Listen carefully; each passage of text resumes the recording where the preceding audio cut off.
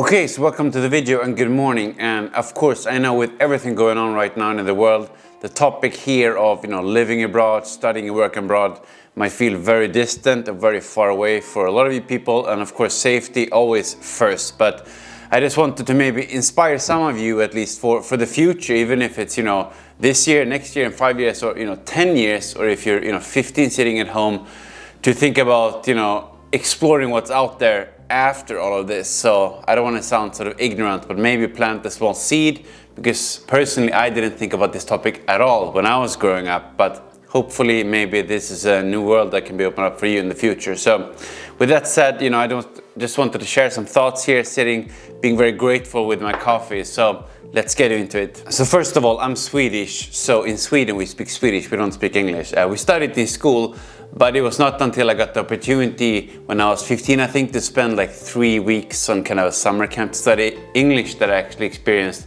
being abroad, longer than perhaps a week or something for vacation, which also, I'm very fortunate to have done. But that was kind of my first encounter to being abroad a little bit.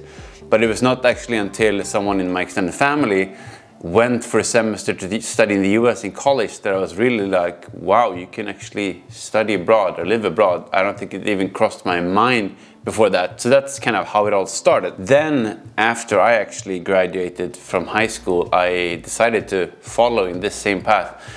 In Sweden, we're extremely fortunate to have these kind of government loans. So even if you don't have the money, you can borrow money. Of course, you pay it back later to go and study. So I got the opportunity to do that for 1 year. And some other people, worked for 1 year or longer to save up money to do that as well. So it's not like I just had that money lying around. But that really, I think, changed my perspective, because it's the first time I got to live by myself, share apartment with people from Korea, France, Japan, many other places, and really be on my own. So that's, I think, one of the first takeaways from this. So I think after that experience, really my perspective kind of changed. And also later in Sweden, I was fortunate to be able to attend university, and I know not everyone has that chance, but if you have, and if you can do it, financially it works for you and it feels right, that could be one good option.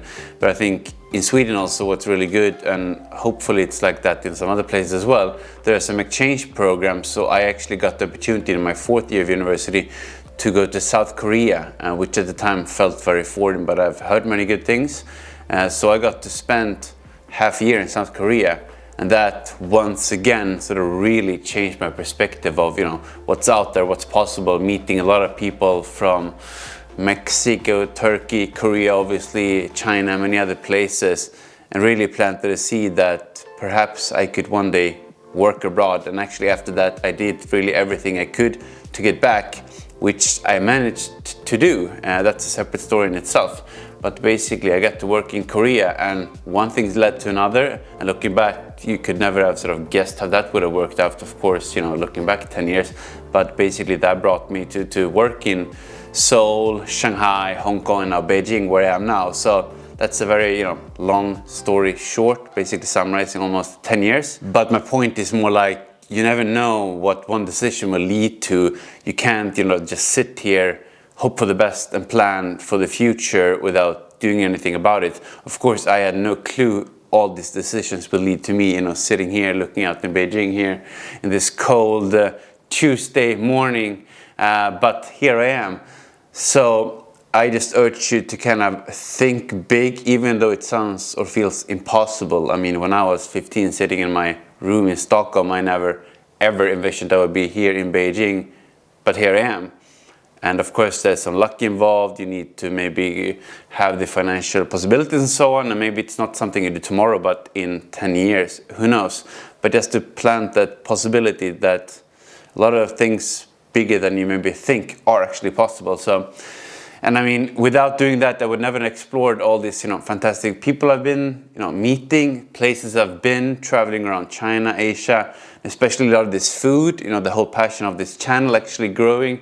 Never would have discovered that. So, I just want to sort of put it out there, hear what you think. Do you dare to maybe one day do something similar? Let me know. I hope at least I've inspired some of you to do it, even if you don't do it, to at least open your eyes a bit. So I'm really happy, to hear what you think. So let me know, write some comments. Otherwise, if you want to hear these kind of more random thoughts, leave a like, subscribe, and see you in the next video.